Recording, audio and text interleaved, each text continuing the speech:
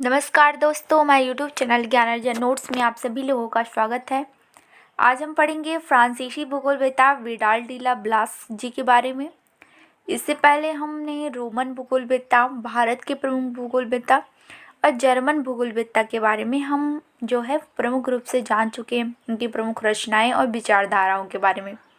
आज हम यहाँ पर फ्रांसीसी भूगोलवेत्ता के बारे में जानने का प्रयास करेंगे कि भूगोल के क्षेत्र में उनका क्या योगदान था, उन्होंने क्या संकल्पनाएं दी, क्या उनकी विचारधाराएं थी और कौन कौन सी उनकी रचनाएं थीं। तो इससे पहले हमने देखा था कि जो जर्मन भूगोलवेत्ता थे उन्होंने निश्चयवाद की संकल्पना दी थी कि उन्होंने प्राकृति को ही सर्वोपरि माना था। लेकिन जब फ्रांसीसी भूगोलवेत्ता आए तो जो थे ये संभववाद के प्रवर्तक माने गए, यानी संभववाद विचारधारा के जनक माने गए।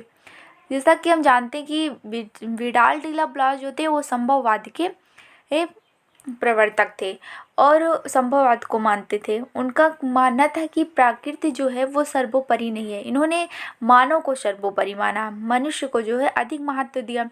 इन्होंने कहा कि प्रकृति जो है वो हमारे सामने संभावनाएं रखती है और मनुष्य जो है वो अपने विवेक से उन संभावनाओं का, उन वस्तुओं का उपयोग करता है। और ये जो थे निश्चयवाद के बहुत ही बड़े विरोधक थे, जो विडाल डी ब्लास थे। इन्होंने अपनी कौन सी परिकल्पना दी थी, तो संभववाद की इन्होंने विचारधारा दी। तो आइए हम इसके बारे में जानने की कोशिश करेंगे और फिर विडाल डी ब्लास जी के बारे में जानेंगे, इनकी प्रमुख रचनाओं के बारे में जानेंगे। तो आइए आज पढ़ेंगे फ्रांसीसी भूगोलवेत्ता में विडाल डी ब्लास जी के बारे में। अगर हम इनका समय देखें तो 1845 से लेकर 1918 ईस्वी का जो समय था फ्रांस में, वो विडाल डी ब्लास जी का था। फ्रांस के सर्वप्रमुख भूगोलवेत्ता थे ब्लास। फ्रांस की प्रमुख विचारधारा थी संभववाद। ये संभववाद के जन्मदाता तथा मानव भूगोल के संस्थापक थे। तो अगर पूछा जाए मानव भूगोल के संस्थापक कौन थे, तो विडाल डी ब्लास थे। और मानव भूगोल का जो जनक माना जाता है वो रटजन को माना जाता है, जो कि एक जर्मन भूगोलवेत्ता थे। रटजन जो थे। अब आइए इनका जो जीवन परिचय थोड़ा जान लेते हैं। ब्लास का जन्म 1845 में फ्रांस में हुआ था। अब आइए फ्रांस के बारे में थोड़ा जान लें। तो फ्रांस जो है वो यूरोप महाद्वीप का एक देश है और जो फ्रांस है, फ्रांस की जो राजधानी है वो है पेरिस। और पेरिस जो है वो सीन नदी के किनारे बसा हुआ है। एक बहुत ही सुंदर, खूबसूरत, प्रसिद्ध शहर है फ्रांस। जैसे कि हम जानते हैं फ्रांस को शुरा और सुंदरियों का देश भी कहा जाता है। तो फ्रांस जो इनका जन्म कहाँ पर हुआ था, तो पेरिस में हुआ था। फ्रांस की राजधानी जो है वहाँ पर इनका जन्म हुआ था। स्थानीय विद्यालय में शिक्षा ग्रहण करने के पश्चात उन्होंने 1865 में पेरिस के एक शिक्षा संस्थान एकोल नॉर्मल सुपीरियर से इतिहास और भूगोल विषय के साथ स्नातक की उपाधि प्राप्त की इन्होंने, ब्लास ने। इसके बाद कुछ समय तक उन्होंने एथेंस के फ्रांसीसी पुरातत्व कॉलेज में शिक्षक के रूप में कार्य किया और वहाँ के से पुनः वे पेरिस लौट गए। यानी एथेंस के बाद वो पुनः कहाँ चले गए, फिर पेरिस चले गए। अब इन्होंने क्या किया, ब्लास ने 1891 में एनाल्स डी जियोग्राफी नामक भौगोलिक पत्रिका की स्थापना की। पत्रिका का क्या नाम था, तो एनाल्स डी जियोग्राफी कि इन्होंने पत्रिका का संपादन किया, स्थापना किया और इसका संपादन करना आरंभ किया। 1894 में atlas general Vidal de Blache का प्रथम संस्करण प्रकाशित किया गया, यानी कि पहला संस्करण का प्रकाशित किया गया तो 1894 में atlas general Vidal de Blache, यानी इन्होंने मानचित्र जो था उसको प्रकाशित किया एटलस जनरल के नाम से। 1898 में पेरिस के सारगोन विश्वविद्यालय में ब्लास की नियुक्ति भूगोल के प्रोफेसर तथा अध्यक्ष पद पर हुई। कहाँ पर हुए? पेरिस के शारगोन विश्वविद्यालय में, जहाँ वे मृत्यु पर्यंत कार्यरत थे। यानी कि वहाँ कब तक वो कार्य करते रहे? यानी कि जब तक उनके जीवन का अंत नहीं हुआ तब तक वे वहाँ कार्यरत रहे और वहीं से उन्होंने वहाँ वो शिक्षा देते रहे बच्चों को। अब आगे आइए जानने का प्रयास करते हैं ब्लास की रचनाओं के बारे में कि इनकी कौन कौन सी रचनाएं थी। तो ब्लास एक महान चिंतक, विद्वान, शिक्षक होने के साथ ही कुशल लेखक भी थे। उन्होंने अपने शैक्षिक जीवन में भूगोल विषयक अनेक लेख और पुस्तकें लिखा था। यानी भूगोल विषय से संबंधित अनेक पुस्तकें और उस पर लेख लिखे।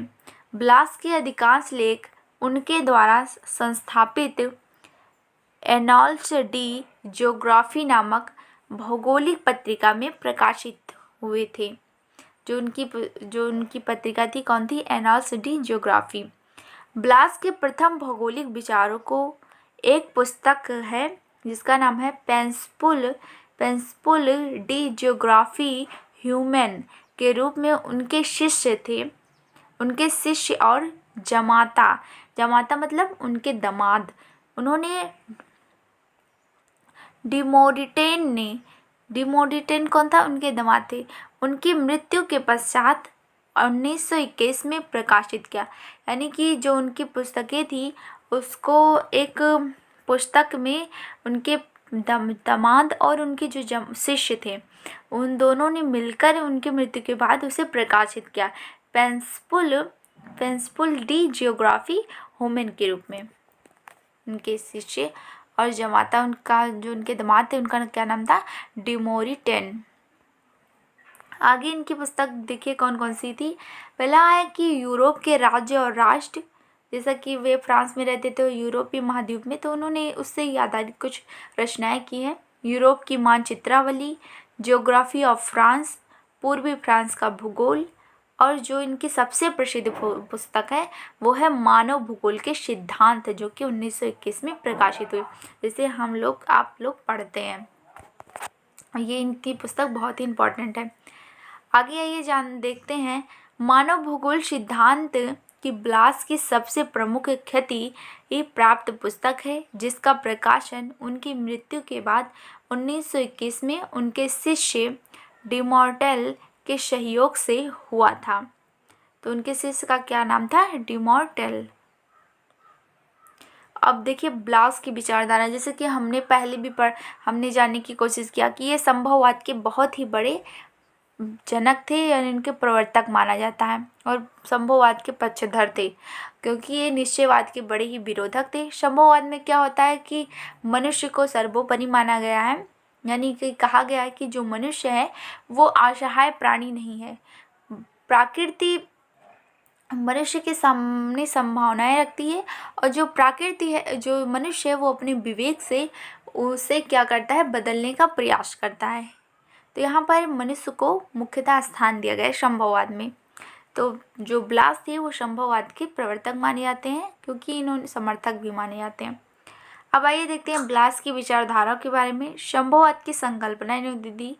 ब्लास संभववाद के प्रतिपादक एवं प्रबल समर्थक एवं नियतिवादी जर्मन विचारधारा के कटु आलोचक थे। उन्होंने मानव की स्वतंत्रता और उसकी कार्यकुशलता पर बल दिया, यानी कि मानव की स्वतंत्रता और उसकी कार्यकुशलता पर बल दिया था, और मनुष्य पर प्रकृति का नियंत्रण बताने वाले नियतिवाद की कड़ी आलोचना की। उनका विचार था कि मनुष्य पर्यावरण का एक शक्तिशाली कारक है जो अपने कार्यकलापों द्वारा प्राकृतिक भूदृश्य में परिवर्तन करता है और सांस्कृतिक भूदृश्य का निर्माण करता है। मनुष्य प्राकृतिक पर्यावरण से नियंत्रित नहीं, बल्कि इसने अपने बल से कार्यकुशलता के कारण अनेक प्राकृतिक तत्वों पर विजय प्राप्त कर लिया है।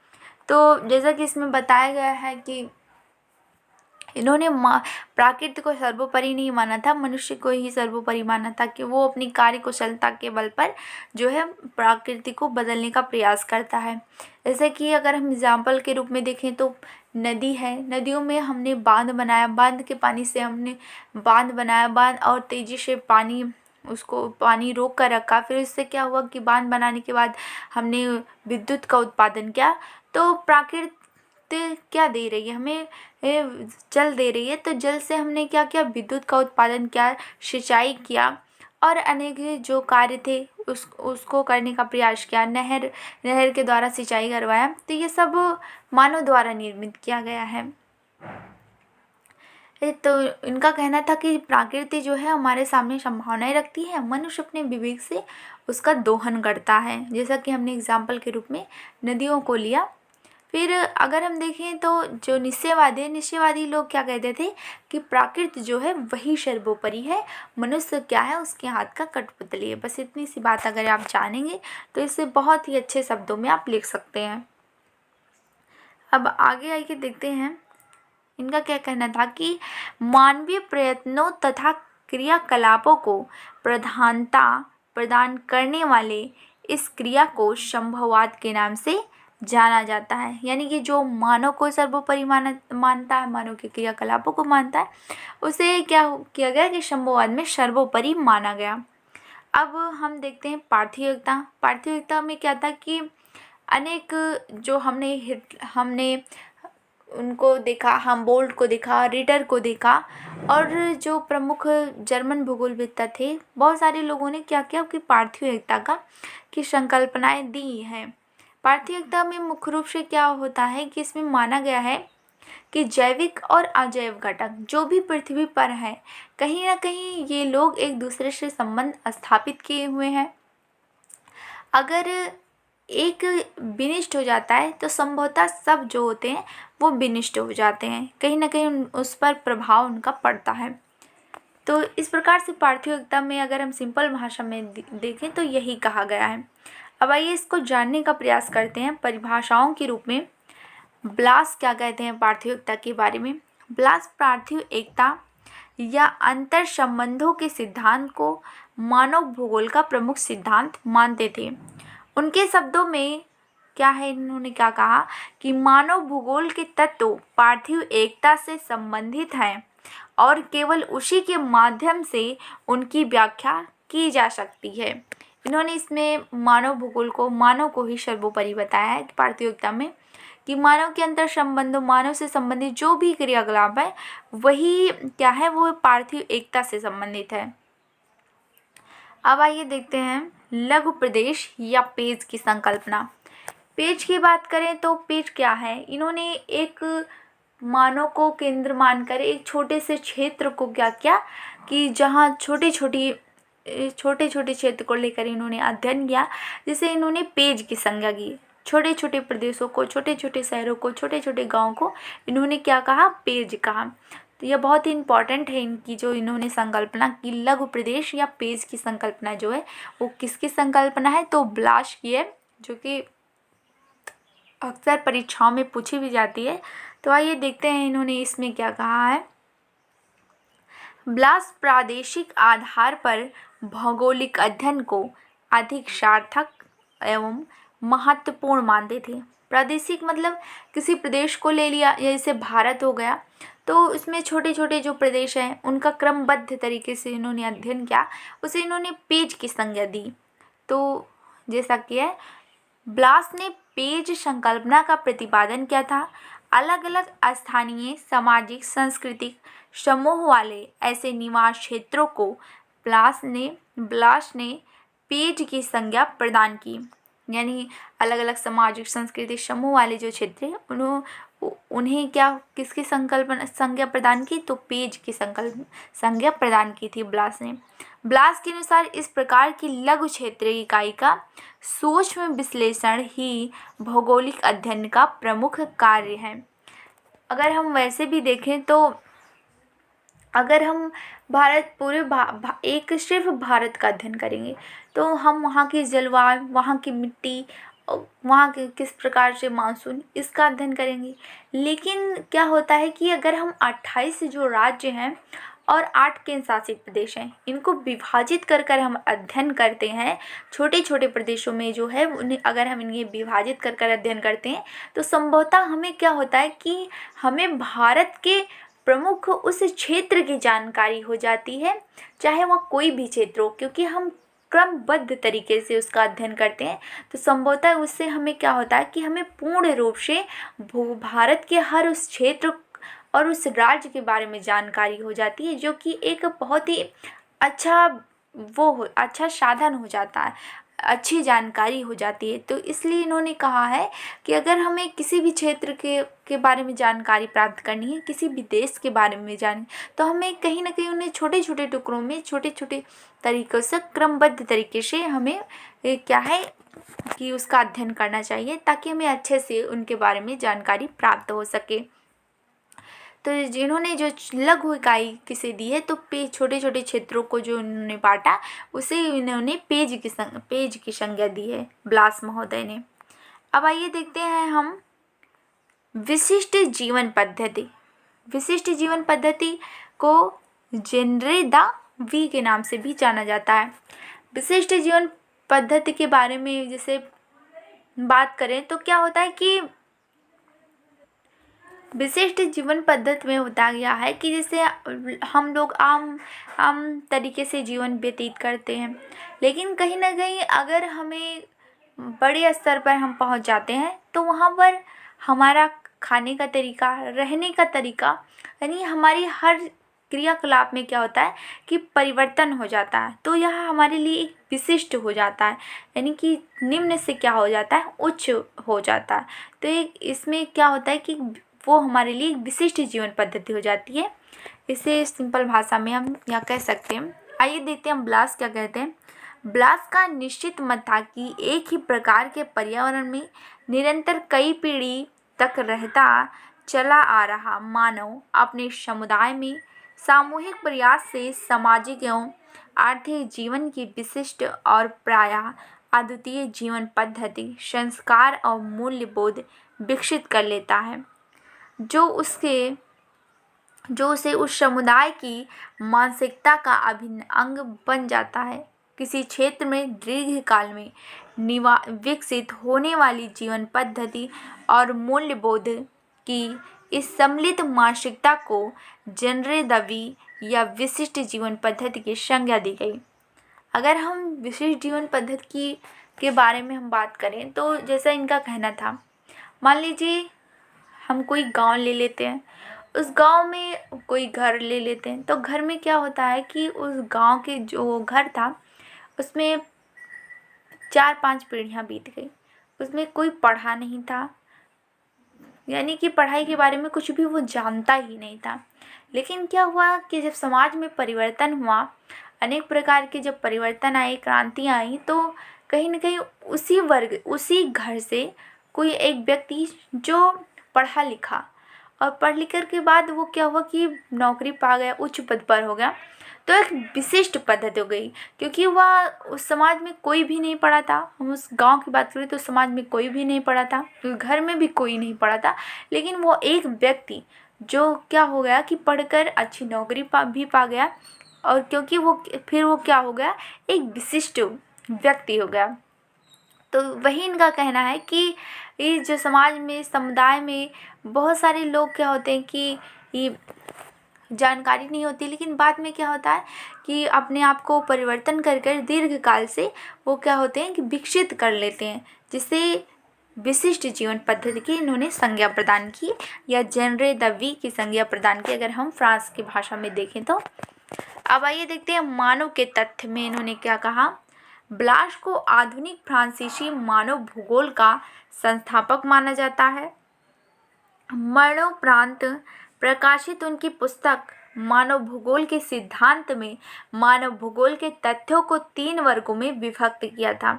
ब्लास ने कितने वर्गों में? 3 वर्गों में। पहला तो इन्होंने जनसंख्या, दूसरा सांस्कृतिक तत्व और यातायात के साधन, इन्होंने अपने मानव भूगोल में तीन चीज़ों पर अधिक बल दिया और इन्हीं तीन चीज़ों पर 3 वर्गों में इन्होंने अपने मानव भूगोल को विभक्त भी किया था। जनसंख्या, सांस्कृतिक तत्व, यातायात के साधन।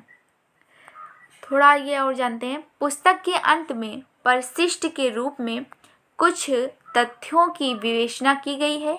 इसके अंतर्गत पहला प्रजातियों यहाँ होना चाहिए, प्रजातियों का निर्माण। दूसरा, आविष्कारों के प्रकार, जीवन के प्रकार, मानव सभ्यता, नगरों के अध्ययन को सम्मिलित किया गया है। तो अगर हम इनकी पुस्तक में देखते हैं विशिष्ट रूप से अंत में क्या लिखा गया है, विवेचना की गई है। तो पहला प्रजाति, दूसरा है प्रमुख रूप से कौन से आविष्कार हुए, मानव की जीवन पद्धति, उनकी सभ्यता, नगरों की का नगर नियोजन। इस प्रकार से इनकी जो मानव भूगोल की किताब है इसकी विवेचना इसमें मिलती है। तो इस प्रकार हमने आज फ्रांसीसी भूगोलवेत्ता ब्लास जी के बारे में पढ़ा। उनके बारे में हमने प्रमुख जानकारियाँ प्राप्त की, किस प्रकार से भूगोल के क्षेत्र में उनका योगदान रहा, कैसे वह संभववाद के समर्थक बने, इन सब के बारे में हमने जाना। आशा है कि आपको यह वीडियो पसंद आई होगी। मिलते हैं अगले वीडियो में और दूसरे फ्रांसीसी भूगोलवेत्ताओं के साथ।